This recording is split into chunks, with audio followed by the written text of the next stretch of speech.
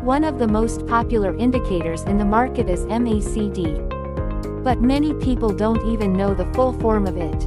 In this video, we are going to see the complete details of MACD and its uses. This indicator consists of two lines, MACD line and signal line. It also has histogram formed by the lines. Full form of MACD is moving average, convergence, divergence. The name itself explains a lot. Let me show you how. The two lines are nothing but a moving average based upon past performance. And the strategy we can use is convergence and divergence of the two lines. Calculation of these moving averages.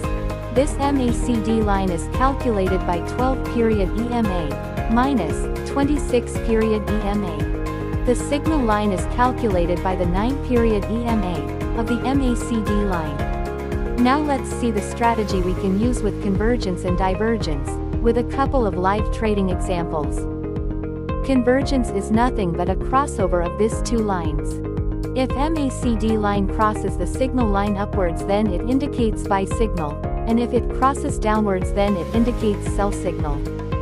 We can find the divergence by seeing how far the two lines are away from each other.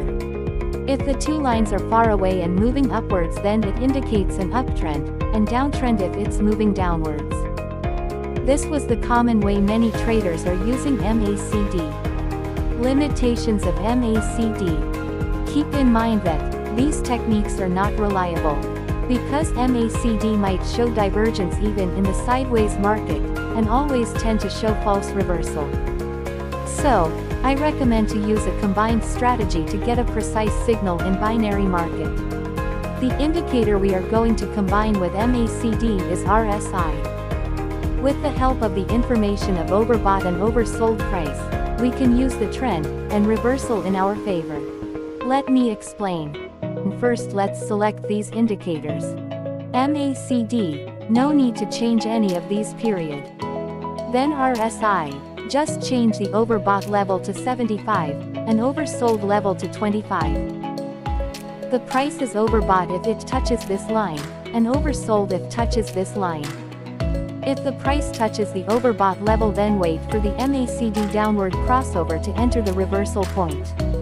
And if it touches oversold, then wait for the MACD upward crossover. Here is a live example. I'm choosing the 3-minute time frame. You can choose any time frame you want. Also select the time duration, equal to your time frame. The price already touched the overbought level, now the MACD line is about to cross the signal line downwards. Now we can place the trade downwards. We are using RSI to confirm our signal, that's it. Okay, let's see another example. Now I'm choosing the 1-minute time frame for this trade. Same, you can see here, the price already touched the oversold level, and the MACD line will cross the signal line upwards. It's time to place the trade up.